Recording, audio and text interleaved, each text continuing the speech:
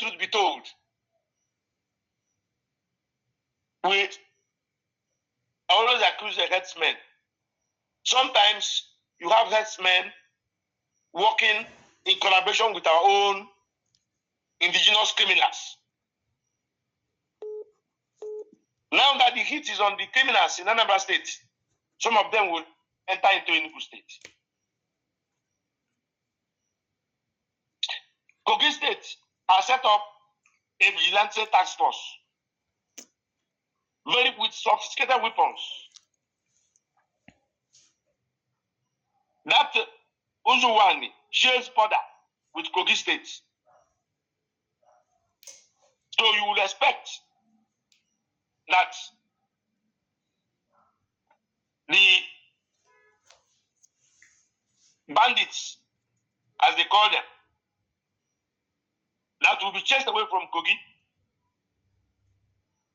will find succor in the bushes in Uzuwani.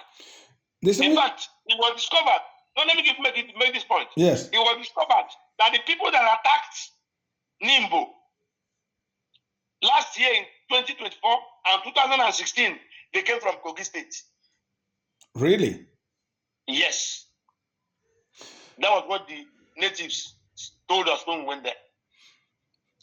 Distinguished Senator, are you saying that the Enugu State government is negligent and that they are not doing what they're expected to do in terms of security? It all depends on their priorities. No, because you've given us examples of the other states. It all depends on their choice. I would have expected, I said it. I said I would have expected them. Okay, since all these killings have been happening in Uzuwani, yes. Have you heard any single statement from Enugu State government condemning the atrocities? During the Nimbo attack, the governor actually visited Nimbo. That was 2024. That in 2024, yes. It is worse now. So that's why I'm asking, distinguished senator, based on what you're saying, I'm saying, from what you're saying, yes, is this an indictment on the Enugu State government that they are not doing enough in terms of security? It's not. I'm not in a position to indict anybody. But you're saying that if you had your way, I'm taking the facts of what is happening to my people, and I'm begging the Enugu State government to rise to the occasion. Okay. You said the governor visited in 2024. Yes. Please, as a journalist, can you ask them what they have done about insecurity in Uzuwani since 2024? So why is this still continuing unabated? Distinguished Senator, let me come in again. At your level as a senator representing the good people of Enugu North, have you had a one-on-one with the governor where you raised your concerns about this insinuation that they are not doing enough? Have you raised it directly with the governor? Thank you very much for this question. Let me make it very, very clear that all attempts are made to call the governor. He never picked my call. All text messages I have sent to him, he never responded.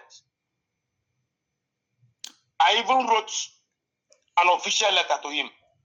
Till today, there is no acknowledgement of that letter. There is no response. So this is curious. Yes, quote me. Quote me.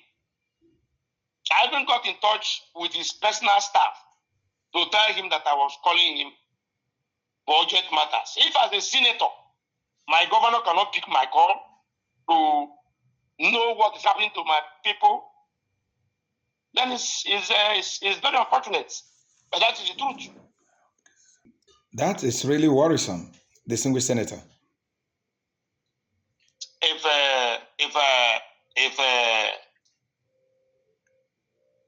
I have no reason to tell you what did not happen. Okay.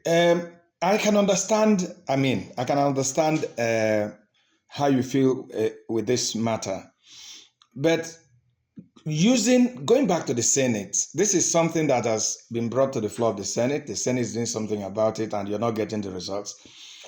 According to Senate procedure, can you take that matter up again, drawing the attention of the Senate and the Senate President that a resolution has been taken on in the Senate, is not being attended to by the officers that are supposed to do so?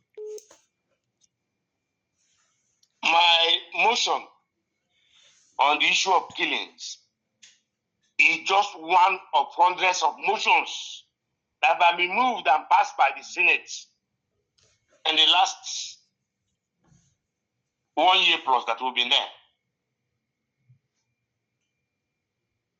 People from Jigawa State have raised motions.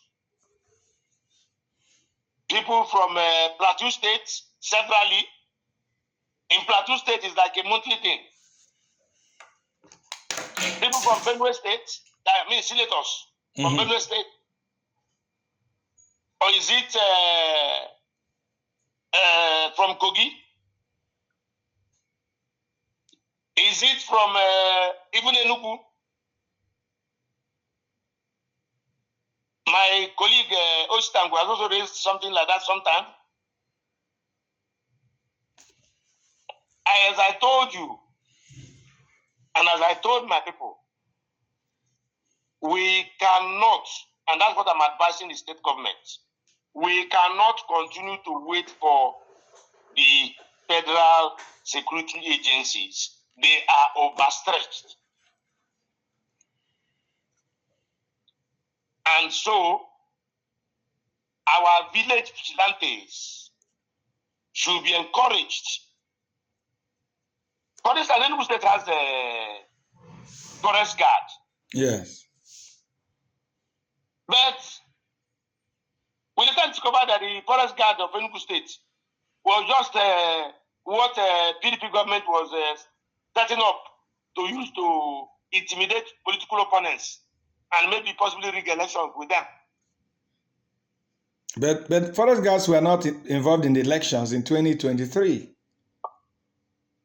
Yes, because the federal agencies did not allow them. Oh. You know? Okay, that was what they were planning. So moving forward, distinguished senator, I mean, if at your level you're sounding this helpless, how will the people you represent, what can they do? If at your level your governor will not answer your call, will not take action, the Senate moves a resolution, the Inspector General is not taking action. If you're at this level, you're this frustrated, what happens to the ordinary people? That's why I suggested to my people that the solution now is self-defense. The villagers have always defended themselves, so it's just that these people come now with sophisticated weapons. Otherwise, when we were children, our parents, it was not every day that our father would sleep in the house. When it was his turn to join the vigilante, in Osuka, there are places we call Otobo. You go to the Otobo and they make a fire. There's a bell there. They have a whistle. If they have suspicious movement, they will ring the bell or they will blow the whistle. And then other men will come out. And that's how they were able to catch those days people who come to steal people's goats or sheep and so on and so on.